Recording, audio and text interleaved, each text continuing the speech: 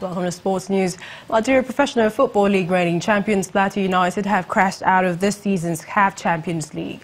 The Just-based side needing 2 unreplied goals to advance to the next stage of the continent's biggest club competition beat Tunisian giants Etoile du Sahel by a lone goal courtesy of Tosin Omoyele's first half goal at the Sani Abacha Stadium, Kano. The scoreline was, however, not enough to see the side through as they crashed out 3-4 on aggregate, having lost the first leg by 4 goals to 2. Following the exit, Plateau United will continue their continental engagement in the CAF Confederation Cup. Meanwhile, it was victories all through for Nigerian representatives in the CAF Confederations Cup. Eyimba International have advanced to the playoff stage. This is after edging out Energy FC of Benin Republic 3-2 in their second leg first round tie at the UJS Wene Stadium. Eyimba advanced to the next round 5-2 on aggregate after winning the first leg 2-0 last week. Akwa United goalkeeper Ojo Olonruleke was the hero, saving 3 penalties as the promised keepers beat Al Ittihad of Libya 3-2 on penalties and advanced to the playoffs 1-1 on aggregate. And in the Nigerian Professional Football League, NPFL League leaders Lobi Stars of Makurdi maintained top spot despite suffering a 1-2 defeat against Nassau United in their matchday 13 clash at the Lafayette Township Stadium earlier today. At the Muhammadu Diko Stadium, Katsina United edged out Heartland 1-0 with Lukman Mohammed scoring the decisive goal from the spot after 3 minutes. In Umuahia, Abia Warriors beat Wiki Tourists 2-0 thanks to a Samson Obi's brace.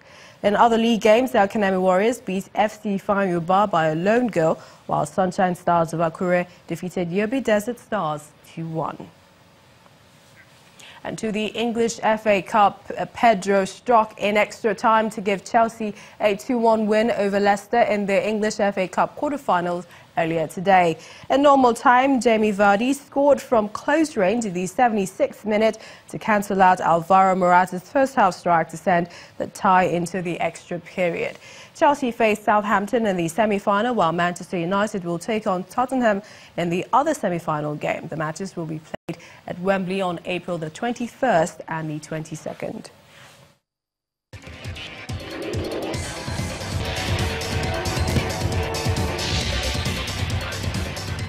Well, on the foreign scene, results from Russia's presidential election indicate that incumbent Russian leader Vladimir Putin has secured 73.9% of votes, securing a 4th Kremlin term. This is well ahead of the simple majority needed to avoid a runoff. With this result, Mr. Putin is set to remain in power for another 6-year term in office. Putin faced 6 other candidates, including millionaire communist Pavel Gudin, former reality TV host and veteran nationalist Vladimir Serizhovsky. His main challenger, opposition leader Alexei Navalny, had been prohibited from running, having been convicted of fraud. Russians voted today in Crimea for the first time since Russia seized the region from Ukraine in December 2014. And Turkey's President Recep Tayyip Erdogan says Turkish-backed forces have taken over the Syrian city of Afrin. The operation took 2 months to complete as forces sought to rid the city of Kurdish militia. The president and the military say that the mining operations are now underway in the city. China's involvement in Africa's infrastructure and way of doing business could be attributed to U.S. failure in maintaining a strategic partnership with Africa.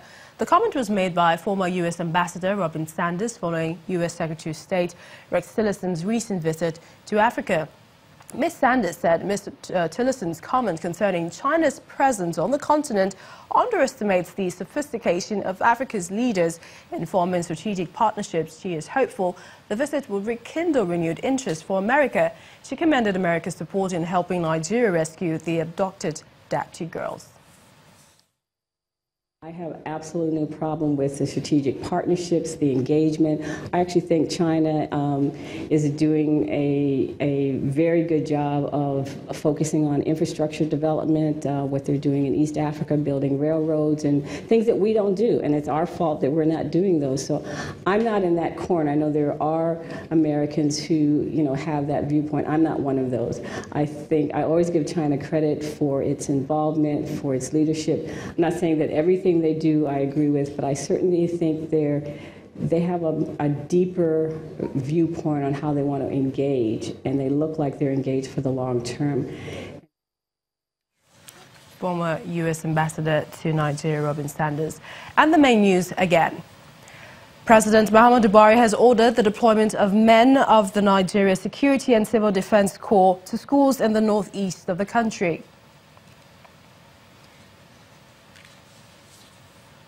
Also today, the Nigeria Army says it has arrested 12 herdsmen for destroying farmlands in Benue State, just as men of the Department of State Services have also arrested 5 men suspected to be terrorizing the north-central states of the country.